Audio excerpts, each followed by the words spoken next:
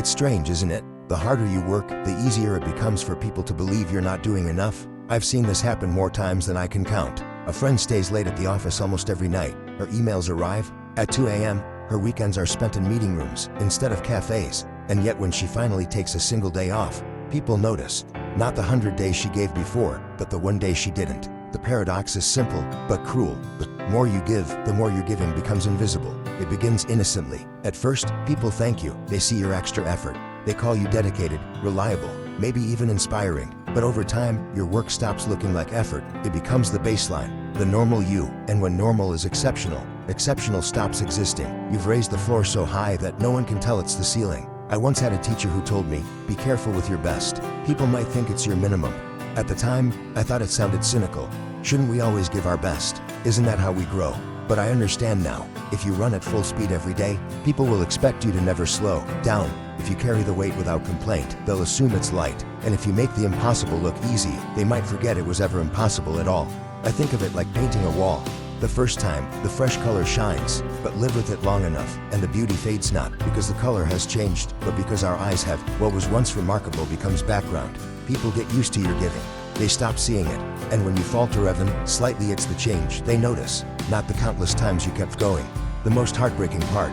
This often happens to the people who care the most, the quiet workers, the dependable friends, the family members who keep everything together so seamlessly that no one realizes there's something to hold. They don't ask for recognition, they don't shout about their efforts, they just do the work.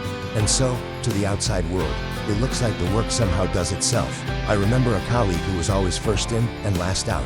She saved projects from collapsing, handled emergencies nobody else wanted, and made sure everyone else looked good. But the day she asked for a lighter workload, someone said, "Is she even pulling her weight anymore?" It was as if all her years of devotion had been erased, replaced by a single moment of fatigue. That's the paradox. The more you've done, the more people forget you did it. Why does this happen? Maybe it's because effort is like a candle burning. The light feels warm at first, but stay in the room long enough, and you forget it's there until it goes out. Or maybe it's because we humans have a strange habit. We measure people not by what they give, but by what they give next. I'm not saying you should give less. Life isn't about holding back so that people notice when you try, but maybe it's about protecting yourself from the silent erosion of your own worth. Sometimes the quiet act of setting a boundary is as important as the loud act of going beyond. Sometimes saying no is the way you remind others that your yes means something. The truth is, no one else can fully measure your effort. Only you know the sleepless nights, the hidden compromises, the quiet sacrifices, and perhaps that's enough. Perhaps your work is not meant to be endlessly seen, but to be quietly understood by you. Still, I wonder, what would the world look like if we noticed the invisible labor? If we remembered that consistency is harder than bursts of brilliance? If we learned to thank people not just when they go beyond, but for the very fact they keep showing up? Maybe, then, doing more wouldn't mean being seen less. Maybe then, we could finally break the paradox. Never get so busy making a living that you forget to make a life.